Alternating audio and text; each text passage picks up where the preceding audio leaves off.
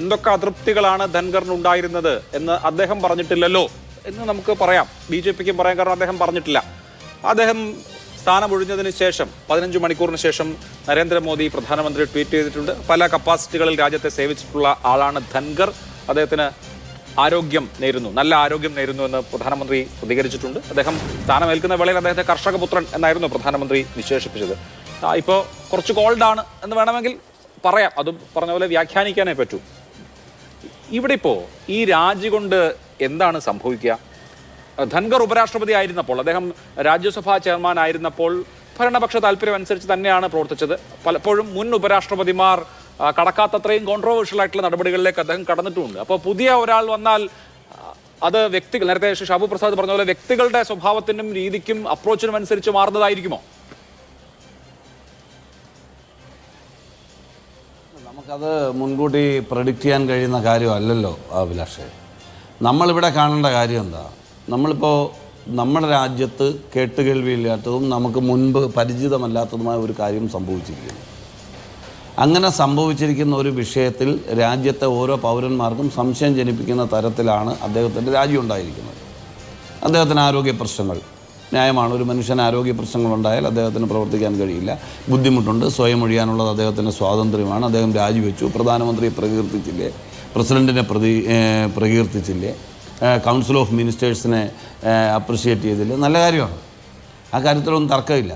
അപ്പോൾ അങ്ങനെ ഒരാൾ, പ്രത്യേകിച്ചൊരു വൈയായികയിൽ ഒഴിയുന്ന ഒരാൾക്ക് സ്വാഭാവികമായിട്ടും പ്രതിപക്ഷമടക്കം പിന്തുണയ്ക്കുമല്ലോ. അദ്ദേഹത്തിന് രാജകീയമായി യാത്രയപ്പ് നൽകുക. ഒരു വയ്യാഴികയിൽ ഇരിക്കുന്ന ഒരാൾ മാറുമ്പോൾ ഒരു ഔചിത്യം എന്ന് പറയുന്നുണ്ടല്ലോ. എൻ്റെ സൗകര്യമാണ് എൻ്റെ രാജിയെന്ന് ആർക്ക് വേണമെങ്കിലും വ്യാഖ്യാനിക്കാം. പക്ഷേ ഇന്ത്യയുടെ ഉപരാഷ്ട്രപതി മുൻപ് നമുക്ക് ശീലമില്ലാത്ത, കീഴ്വഴക്കമില്ലാത്ത ഒരു കാര്യം തികച്ചും ആകസ്മികമായി സഭാ നടപടിക്രമങ്ങൾക്കിടയിൽ ചെയ്യുമ്പോൾ അത് വളരെ വ്യക്തമാണ്. നമുക്ക് വരുന്ന സോഴ്സ് എന്താ? നമുക്ക് പല വിഷയങ്ങളും നേരിട്ട് പ്രതികരിക്കുന്നില്ലെങ്കിൽ എങ്ങനെയാണ് മീഡിയാസ് വഴി കാര്യങ്ങൾ പുറത്തു വരുന്നത്?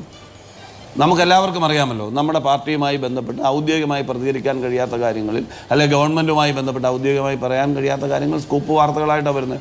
അങ്ങനെയുള്ള വാർത്തകളെ നമുക്ക് വിശ്വസിക്കാമെങ്കിൽ, അതിനെ നമുക്ക് നിരീക്ഷിക്കാമെങ്കിൽ, അതിൽ നിന്നും ഉണ്ടാകുന്ന ചർച്ചകളെ നമുക്ക് ശ്രദ്ധിക്കാൻ കഴിയുമെങ്കിൽ അതൊരു ഉറപ്പാണ്. ഇതിൻ്റെ അകത്ത് ആരോഗ്യ പ്രശ്നങ്ങൾക്ക് അപ്പുറമുള്ള കാര്യങ്ങളുണ്ട്. ഞാൻ ചോദിക്കുന്നത്, ഇന്ത്യൻ പാർലമെൻറ്റിൽ നിന്നും ഇവിടെ നിന്നുകൊണ്ട് ഉപരാഷ്ട്രപതി സ്ഥാനത്ത് നിന്ന് ഒഴിയുന്ന ഒരാളെ സ്വാഭാവികമായും ഇന്ത്യയുടെ പ്രതിപക്ഷ നേതാവിനൊന്ന് ഫോണിൽ വിളിച്ചാൽ കിട്ടണമല്ലോ, അദ്ദേഹത്തിൻ്റെ ആരോഗ്യവിവരങ്ങൾ അന്വേഷിക്കാൻ കിട്ടണമല്ലോ, വേണ്ടേ? ആരോഗ്യവിവരങ്ങൾ അന്വേഷിക്കാൻ. കാരണം രാഷ്ട്രീയമല്ലല്ലോ ഒരാളുടെ വൈകാഴിക എന്ന് പറയുന്നത്, ഏത് പാർട്ടിക്കാരനുമാകട്ടെ. അപ്പോൾ ഇത്തരം പ്രധാനപ്പെട്ട പദവിയിൽ നിന്ന് ഇറങ്ങിപ്പോകുന്ന ഒരാളെ, അദ്ദേഹത്തിന് ഇത്രയും ആരോഗ്യ പ്രശ്നമുണ്ടെങ്കിൽ അദ്ദേഹത്തിന് ഒരു ഒരു ആശ്വാസവാക്ക് പറയാൻ ഇന്ത്യയുടെ പ്രതിപക്ഷ നേതാവിനോ അല്ലെങ്കിൽ ഇന്ത്യയിലെ പ്രതിപക്ഷത്തെ പാർലമെൻറ്റ് അംഗങ്ങൾക്കോ രാഷ്ട്രീയത്തിന് അതീതമായ സൗഹൃദങ്ങളുണ്ടെന്നേ എല്ലാ പദവികളിൽ ഇരിക്കുന്ന ആളുകളുമായി ബന്ധപ്പെട്ട്. എന്തുകൊണ്ടാണ് നമ്മളൊക്കെ VS അച്യുതാനന്ദൻ മരണപ്പെട്ടപ്പോൾ പോയി ആദരാഞ്ജലികൾ അർപ്പിച്ചത്? നമ്മുടെ പാർട്ടിക്കാരനായതുകൊണ്ടാണ് അല്ലല്ലോ. അപ്പോൾ ചില മര്യാദകളുണ്ട്, ചില സംസ്കാരമുണ്ട്. നമ്മുടെ രാജ്യത്ത് നിലനിൽക്കുന്ന കൊടുക്കൽ വാങ്ങൽ രാഷ്ട്രീയം, പരസ്പര ബഹുമാനം, സ്നേഹം, അതൊക്കെ ഉണ്ട്. നമ്മൾ വ്യത്യസ്തമായ നയങ്ങളുടെയും സമീപനങ്ങളുടെയും അടിസ്ഥാനത്തിൽ വിയോജിക്കും, പ്രസ്താവന കൊടുക്കും, ഡിബേറ്റുകളിൽ തർക്കിക്കും. ഇതൊക്കെ ചെയ്യുമ്പോഴും നമുക്കൊരു ബഹുമാനമുണ്ട്. അപ്പോൾ അദ്ദേഹത്തെ പോലെ ആരോഗ്യ പ്രശ്നം നേരിടുന്ന ഒരാൾ അപ്രതീക്ഷിതമായി സ്ഥാനമൊഴിയുമ്പോൾ ആർക്കും ഫോണിൽ പോലും കിട്ടുന്നില്ല. അവിടെയാണ് പ്രശ്നം. ഔദ്യോഗികമായ ഒരു വിവരവും സ്ഥിരീകരിക്കാൻ കഴിയുന്നില്ല.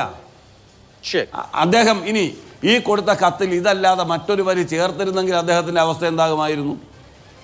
ഈ ചർച്ചയിൽ പങ്കെടുക്കുന്ന ആളുകളെല്ലാം അതിക്രൂരമായി അദ്ദേഹത്തെ വേട്ടയാടുകയില്ലായിരുന്നു. സംഘപരിവാർ പ്രതിനിധികളായി ഈ ചർച്ചയിൽ പങ്കെടുക്കുന്നുണ്ടല്ലോ. വിവിധ സംഘടന, നമ്മളൊക്കെ നിഷ്പക്ഷം എന്നൊക്കെ പറയുമ്പോഴും, അല്ലെങ്കിൽ പാർട്ടി പ്രതിനിധി എന്ന് പറയുമ്പോഴും, അത് മൊത്തത്തിലൊരു ബ്രാൻഡഡ് നയമായിട്ട് ഉപയോഗിക്കുന്നത് കൊണ്ട് ഞാൻ ആ പദപ്രയോഗം പറഞ്ഞതാണ്, സംഘപരിവാറെന്ന്. അപ്പം സ്വാഭാവികമായിട്ടും അത്തരം ആളുകൾ ഏത് രീതിയിൽ പ്രതികരിക്കുമായിരുന്നു? അപ്പം ഒരുപക്ഷെ ഈ ഇന്നത്തെ ഈ സിസ്റ്റത്തോട് വെല്ലുവിളിച്ച് നിൽക്കാനുള്ള കരുത്തില്ലാത്തത് കൊണ്ട് തൻ്റെ രക്ഷയെ കരുതി ഇങ്ങനെ 2 വരി കുറിച്ചതാണെങ്കിലോ? അപ്പോൾ ഇത് ദൂരീകരിക്കപ്പെടേണ്ട ഒരു കാര്യമാണ്. രാജ്യത്തിനാകെയുള്ള ഒരു സംശയമാണ്.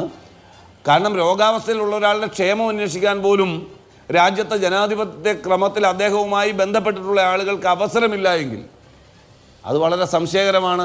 അത് മാധ്യമ വാർത്തകളായി പുറത്തു വരുമ്പോൾ അത് രാജ്യം ചർച്ച ചെയ്യും. അത് ദൂരീകരിക്കാനുള്ള അവസരം എന്തായാലും കോൺഗ്രസ്സുകാരനല്ലല്ലോ ധൻഖർ. ശരി. BJP ആണ്, RSS വഴി വന്നതാണെന്നാണ് ഞാൻ മനസ്സിലാക്കുന്നത്. അദ്ദേഹം ഒരുപാട് പദവികളിൽ ഇരുന്നിട്ടുണ്ടാവും, നിയമ പരിജ്ഞാനം ഉണ്ടാവും. ഏത് നിയമ പരിജ്ഞാനം ഉണ്ടെങ്കിലും ഞാൻ ചോദിക്കട്ടെ, ഇന്ത്യയുടെ സുപ്രീം കോടതിയിൽ നിക്ഷിപ്തമായിട്ടുള്ള ഒരു ആർട്ടിക്കിളിൻ്റെ അടിസ്ഥാനത്തിൽ കോടതി ഒരു നടപടി സ്വീകരിക്കുമ്പോൾ അതിനെ ഉപരാഷ്ട്രപതിയിൽ ഇരിക്കുന്ന ഒരാൾ വെല്ലുവിളിക്കേണ്ടതുണ്ടോ? അദ്ദേഹം പ്രസംഗിച്ചു, അദ്ദേഹം വീരനാണ്, ഹീറോയാണെന്നൊക്കെ നമുക്ക് പറയാം. പക്ഷേ ഇന്ത്യയിലൊരു സിസ്റ്റം ഇല്ലേ? ആ സിസ്റ്റത്തിന് വിധേയമായിട്ട് വേണ്ടേ രാഷ്ട്രപതിയുടെ ഓഫീസാണെങ്കിലും ഉപരാഷ്ട്രപതിയുടെ ഓഫീസാണെങ്കിലും പ്രവർത്തിക്കാൻ?